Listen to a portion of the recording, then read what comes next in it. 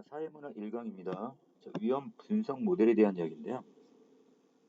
자, 우리가 지금 세상에 지금 여러 가지 문제점이 지금 존재하고 있는데, 자, 이 경우 이거를 어떻게 관리를 해야 될 거냐. 자, 거기에 대한 이야기입니다. 우리 위험 거버넌스라는 얘기가 나와 있네요. 그래서, 자, 하나씩 볼까요? 자, 위험 정보들이 자, 어떻게 수집되고 분석되며, 그다음에 의사소통되고, 그다음 관리 결정이 이루어지는지와 관련된 행위자나 규칙, 규약, 과정, 메커니즘 등의 이 총체를 우리는 위험 거버넌스다 이렇게 얘기를 합니다. 자, 그래서 위험 거버넌스, 다른 말로 위험 관리 체계다 이렇게 보시면 되겠죠. 자, 그래서 위험을 어떤 식으로 관리를 할 거냐인데, 자, 위험 거버넌스의 수립과 운영에 반영되는 위험 분석의 대부분은 위험에 대한 사후, 그러니까 어떤 사건이 일어난 후, 이 어떤 정량적 평가를 기반으로 삼고 있습니다. 자, 나중에 이것에 어떤 문제점을 좀 지적할 건데요.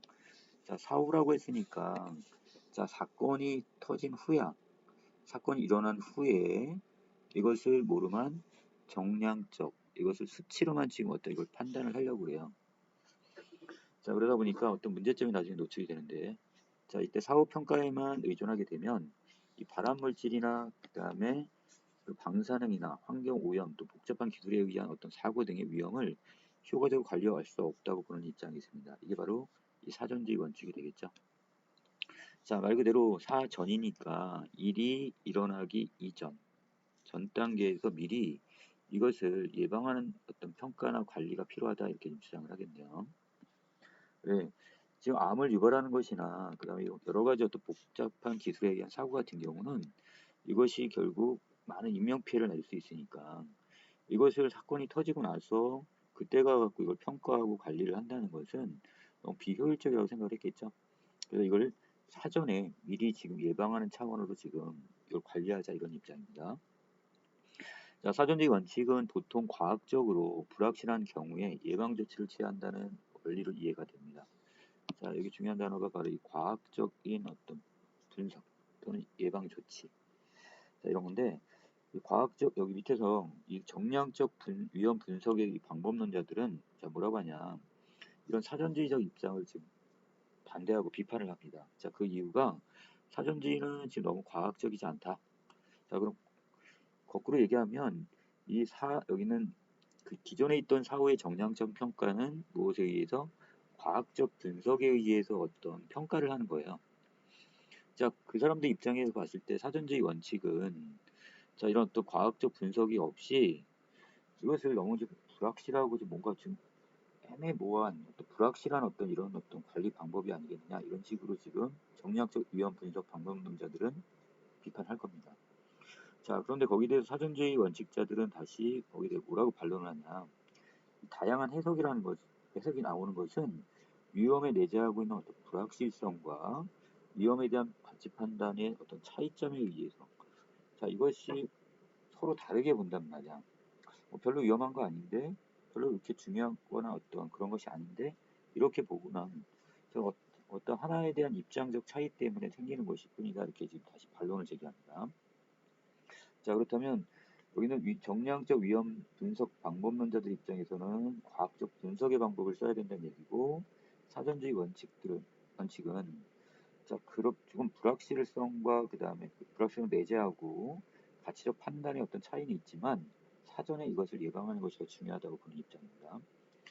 자, 계속합니다. 사전주의 원칙이 실제적으로 위험을 관리하는 효과적인 방법론이 될 수 있다고 주장을 하는데 현재 이 두 입장은 위험 거버넌스, 위험 관리 체계를 통한 위험 평가와 그다음에 관리에 함께 고려되고 있습니다. 자, 위험 평가와 관리를 위해 1983년도에 먼저 자, 미국의 레드북이라고 불리는 보고서가 발표가 되는데요. 자, 이 보고서에는 위험 평가가 과학과 정책이 혼재된 활동이라고 인정을 합니다. 자, 그럼 여기서는 당연히 과학과 정책이 혼재되어 있다는 건 과학적 분석의 방법을 사용했겠죠. 자, 그러면서 여기에서 과학적인 분석이 이루어지는 위험 평가와 규제 방안들을 고안하고 검증하여 규제 방안의 실시에 대한 결정이 이루어지는 위험 관리가 엄격히 분리되었다는 얘기입니다. 자, 무엇과 무엇이 위험 평가와 위험 관리는 자, 이것은 엄격히 분리돼야 된다. 이 입장. 이거 우리는 분리주의 원칙이라고 합니다. 이 보고서에서는 위험 평가를 4단계로 다시 구분을 하게 되는데요. 자, 이것을 해당 인자가 어떤 원인, 자, 이런 어떤 이것이 유해 효과를 유발하는지 확인하는 거, 그다음 이걸 유해성 확인 단계가 되는 거고요.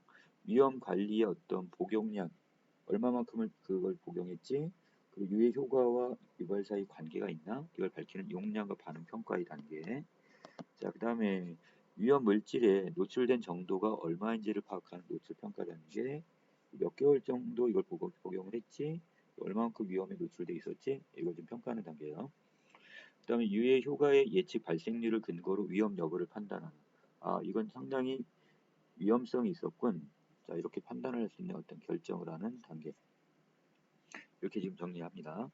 자, 보고서에서는 위험 평가의 분석을 통해서 사람들의 위험 인식에 영향을 미치는 감정적인 요인들을 제거할 수 있다고 생각을 합니다.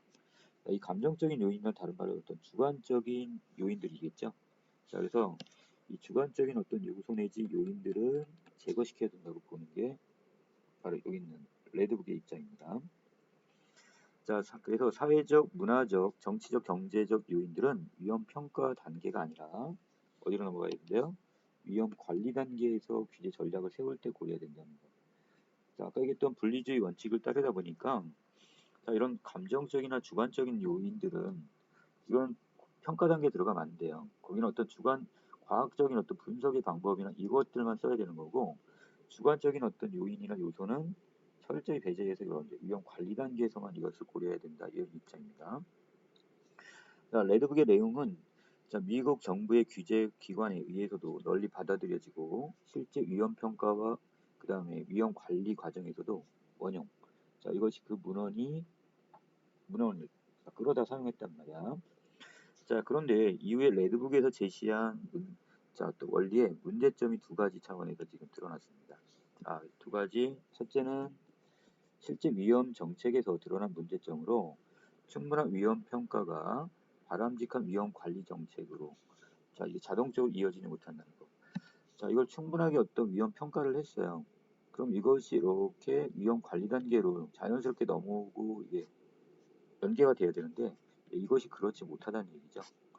자, 바로 이것이 이제 평가와 그다음에 관리를 그 2개를 분리하다 보니까 이것이 쉽게 이렇게 연계가 되지 않는 거예요. 지금. 자, 이런 문제점이 하나 발생했대요.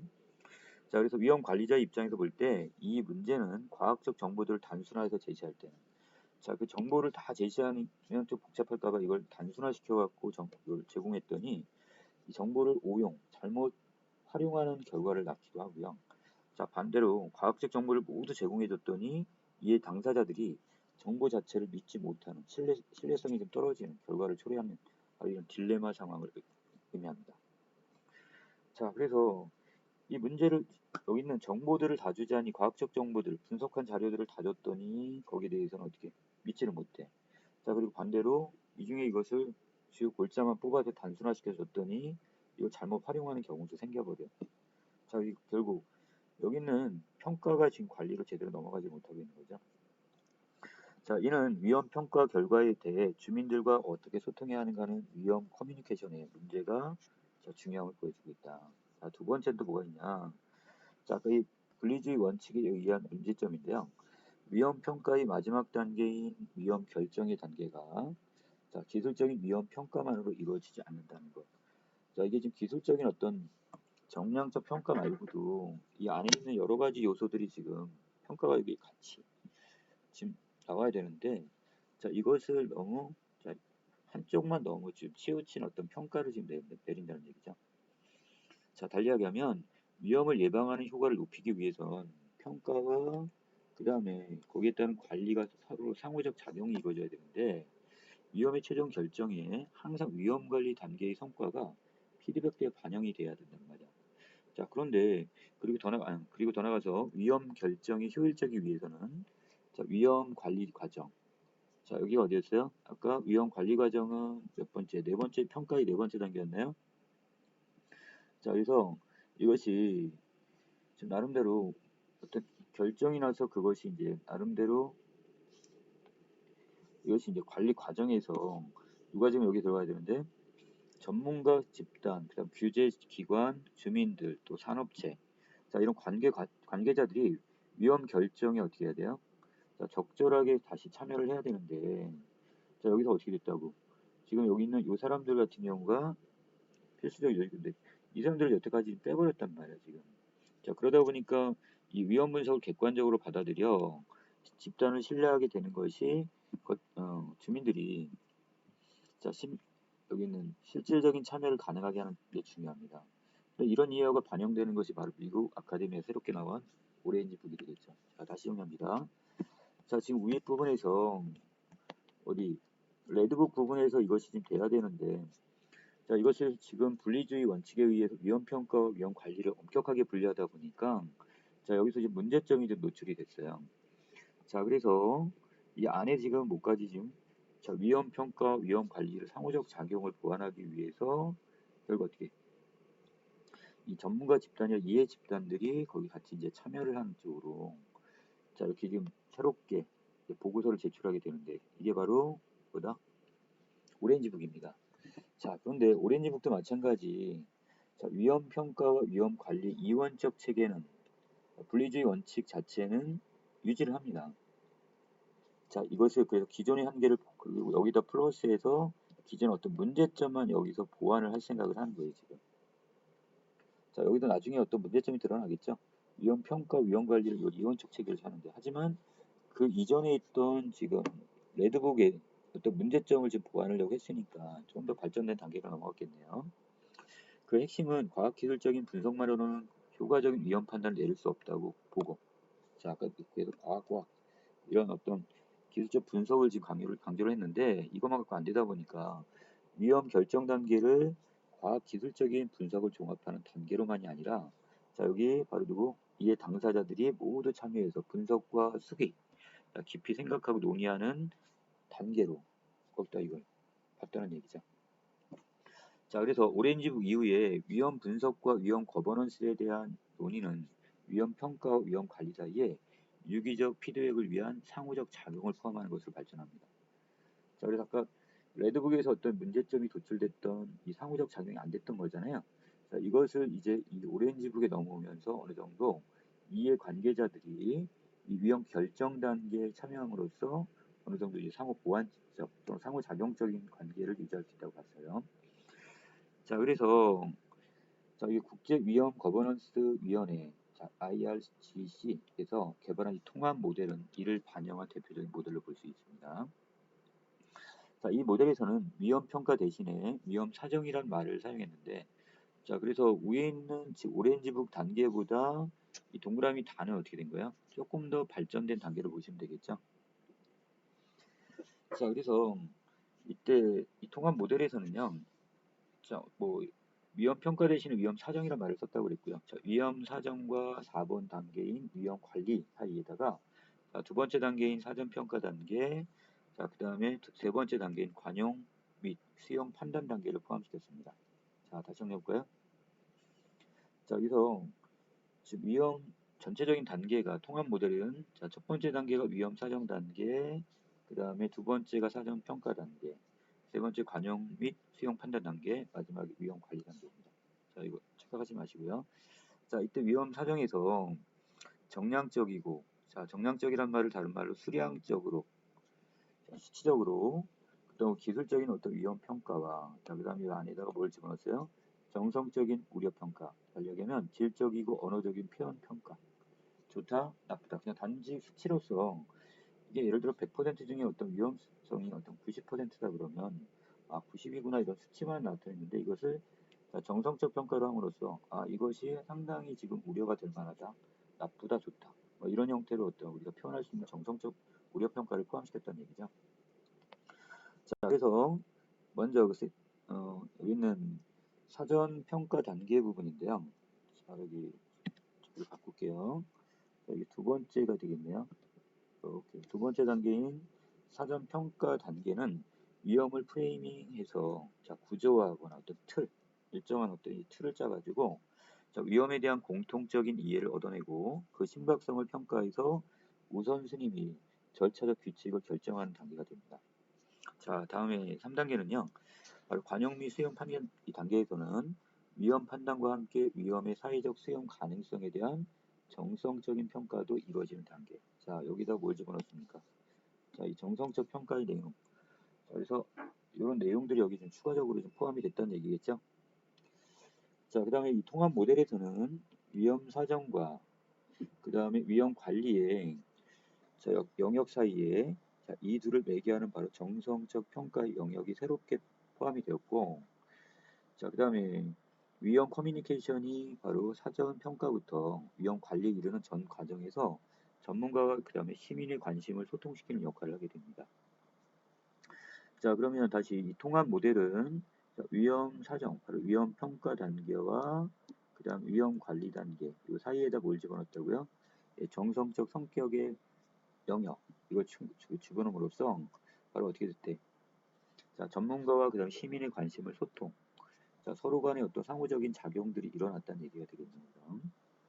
자, 이 모델에서는 지금까지 위험과 관련해서 제시된 중요한 인식들이 반영이 되었대요. 하지만 이 통합 모델에서도 마찬가지 위험 평가의 영역과 관리의 영역은 그 기능이나 주체가 상이한 두 영역으로 남아 있다고 볼 수 있어요. 왜 그랬을까요? 예, 여기도 마찬가지. 아직까지도 뭐가 지금 남아 있는 거야? 이 분리주의 있죠? 이 분리주의 원칙이 아직도 여기도 잔존했다고 봐야 되겠죠. 자, 중간에 매개적인 정성적 평가가 중간에 어떤 매개적 역할을 하긴 하지만, 자, 아직까지도 이것이 위험 평가 단계와 그 다음에 이것이 관리 단계 있죠. 자, 이것은 이렇게 좀 어떤 분리된 느낌을 갖습니다. 자, 이 때문에 이 모델은 실제 복잡하고 불확실하며 모호한 위험을 현장에서 다루고 관리하는데 충분할 정도로 유연성이 있지가 않대요. 그때 즉각적으로 여기에 대해서 평가와 관리가 이루어져야 되는데, 자, 그것이 유연하게 지금 대처할 수가 없단 말이야. 자, 이에 이 통합 모델을 만드는 데 중요한 역할을 했던 자, 렌이란 사람은 위험 평가와 위험 관리가 하나의 사이클 안에 맞물려 있는 새로운 바로 적응적 모델을 제시합니다. 자, 그래서 여기에는 자, 정량적 위험 분석의 패러다임을 받아들인 연구자들은 자, 실제 다양한 위험 상황을 놓고 이 모델의 타당성을 지금 검토하고 있습니다. 그래서 기존에 있던 이걸 사용했던 데서 조금 더 발전된 단계로 지금 나가려고 하는데, 저희 적응적 모델에 대한 구체적인 어떤 설명은 없어요. 단지 자, 위험 평가 단계와 관리 단계가 하나의 사이클처럼 같이 맞물려 들어가는 조금 더 그 어떤 레드북이나 그다음 오렌지북, 그다음 여기는 통합 모델 단계죠. 이것보다는 조금 더 발전된 현장에서 어떤 유연성 있게 활용할 수 있는 자, 이 위험 관리 체계라고 보시면 되겠네요.